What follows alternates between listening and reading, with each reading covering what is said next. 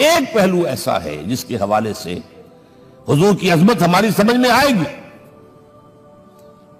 حضور ایک انسان کی حیثیت سے کیا تھے, ایک باپ کی حیثیت سے آپ کا کیا طرز عمل تھا.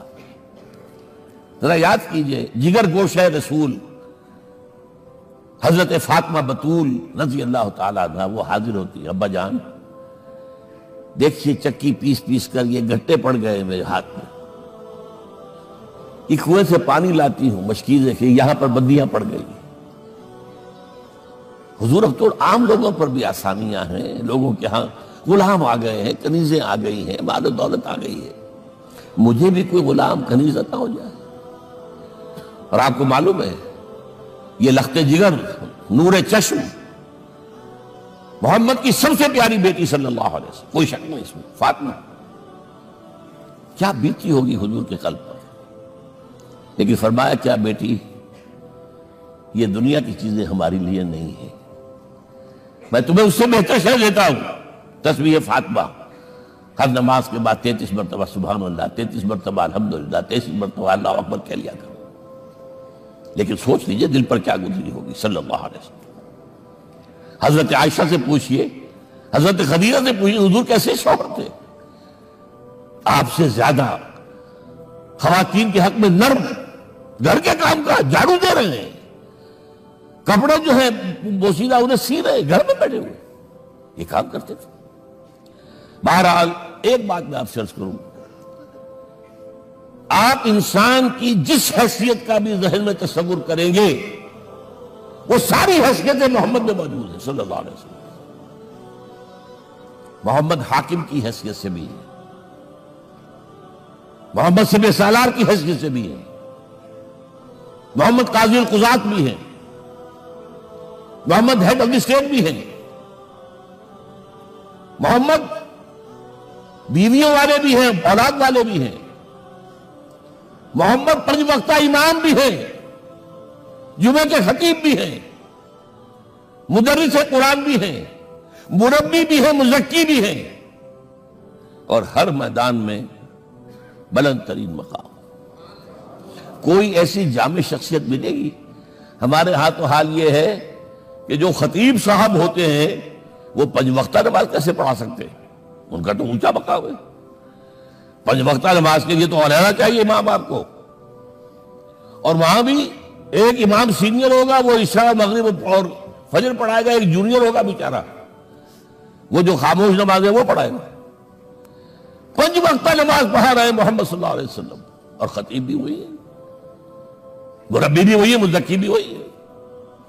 ہمارے ہاں جو لوگ تزکیہ نفس کے میدان میں ہیں وہ پھر جماعت کبھی نہیں کراتے, کبھی نہیں دیکھا ہوگا آپ نے کسی صاحب کو کراتے ہوئے. یہ جامعیت کیوں ہے, جامعیت کبریٰ. پہلی بات تو یہ نوٹ کیجئے, حضور انتہائی غیور انسان تھے, انتہائی غیور. یہ کہا جاتا ہے کہ اگر حضور گھوڑے اس میں سوار ہوتے تھے اونٹ پر اور آپ کا کوڑا نیچے گر گیا تو آپ یہ کسی سے نہیں کہتے تھے کہ ذرا یہ میرا کوڑا مجھے پکڑا دینا, یہ بھی گوارا نہیں تھا. آپ اونٹ بٹھا کر نیچے اتر کر اپنا کوڑا خود اٹھاتے تھے. کسی سے اپنے ذاتی کام کے لیے کوئی مدد مانگنا امکان ہی نہیں.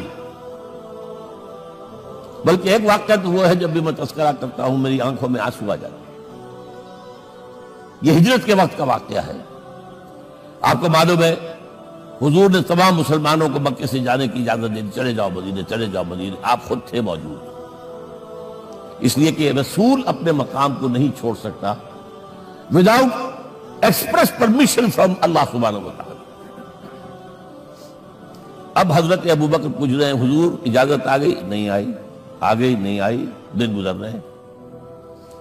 حضرت عائشہ کی روایت ہے کہ ایک روز ہم نے دیکھا دوپہر کے وقت آ رہے ہیں حضور, کپڑے سے اپنا سر جو ہے ڈھانپا ہوا ہے. عرب میں دوپہر کے وقت وزٹ کرنا جو ہے یہ ان کے خلاف دستور ہے, ان کی تہذیب کے خلاف ہے. یہ قیلولے کا وقت ہوتا.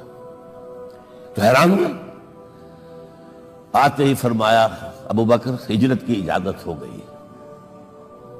اب انتہائی خوشی سے اور بڑی امید میں کہ بڑی شاباش ملے گی, حضرت ابوبکر فرماتے ہیں, عرض کرتے ہیں حضور میں نے 2 اونٹیاں تیار کر رکھی ہیں, خوب کھلا پلا کے انہیں فرما کیا ہوا ہے. یہ ہجرت میں ہمارے کام آئے گی؟ حضور تھوڑا سا توقع فرماتے ہیں، پھر کہتے ہیں اچھا ٹھیک ہے، ایک میں استعمال کروں گا لیکن میں اس کی قیمت ادا کروں گا۔ حضرت ابوبکر رو پڑے، حضور مجھ سے یہ مغایرت، سائے کے تراب کے ساتھ رہنے والا، اس سے یہ مغایرت، ذرا سے اشارے پر اپنی کم سن بیٹی پیش کر دی نکاح کے اندر، اس سے یہ مغایرت، رو پڑے۔ لیکن حضور کی اپنی غیرت تھی، میں قیمت دوں۔ اب بتائیے مدد کا کے لیے درکار تھی؟ مدد تھی ان کے مشن کے لیے۔ مشن دو حصوں میں تھا، اس کو جانیے، آج کچھ علمی باتیں آ رہی ہیں۔ حضور کے مشن کے دو حصے، ایک ابتدائی جو تمام انبیاء اور رسول کا تھا، ایک تکمیلی جو صرف محمد کا صلی اللہ علیہ وسلم۔ ابتدائی کیا ہے؟ اللہ کی طرف دعوت، تبلیغ۔ جو دعوت قبول کر لے ان کے لیے بشارت، بشیر کہ تمہارے لیے آخرت میں جنت ہے، نعمتیں ہیں۔ رد کر دے ان کے لیے نذیر، خبردار کرنے والے، جہنم کے لیے تیاری کر لو۔ داعی اللہ، اللہ کی طرف بلانے والے، سراجا منیرا، روشنی کے چراغ۔ یہ حیثیتیں مشترک ہے تمام انبیاء کرام۔ تمام انبیاء بشیر بھی تھے، نذیر بھی تھے، داعی بھی تھے، سراج منیر بھی تھے، اگرچہ ان تمام حیثیتوں میں بھی حضور کا سب سے اونچا مقام علیحدہ نمایاں ہے، لیکن حیثیتیں بنیادی طور پر مشترک ہے۔ ایک حیثیت تکمیلی، اور وہ کیا ہے؟ اے نبی، جو دین آپ کو دیا گیا ہے صرف تبلیغ نہیں، صرف تعلیم نہیں، اس کو قائم کر کے دکھاؤ نظام زندگی کی حیثیت سے۔ 3 مرتبہ قرآن میں یہ الفاظ حضور کے لیے آئے ہیں، هو الذی ارسل رسولہ بالہدی ودین الحق لیظہرہ علی الدین کلہ۔ 3 دفعہ سورہ توبہ میں یہ الفاظ آئے، سورہ صف میں یہ الفاظ آئے، سورہ فتح میں یہ الفاظ آئے۔ وہی اللہ جس نے بھیجا ہے اپنے رسول کو صلی اللہ علیہ وسلم، الہدا، قرآن حکیم، ہدایت کاملہ، اور نمبر 2 دین حق۔ یہ 2 چیزیں دے کر بھیجا، کس لیے؟ تاکہ اس دین کو غالب کرے پورے نظام زندگی پر۔ یہ معاملہ ذرا سوچئے، اور یہ حضور کے لیے 3 دفعہ، اور کسی اور نبی کے لیے 1 دفعہ بھی نہیں۔ قرآن مجید کے اس نقطے کو ذہن نشین کر لیجیے۔ دین کی بات پھیلانا صدقہ جاریہ ہے، ثواب کی نیت سے ویڈیو کو شیئر ضرور کیجیے۔ جزاک اللہ۔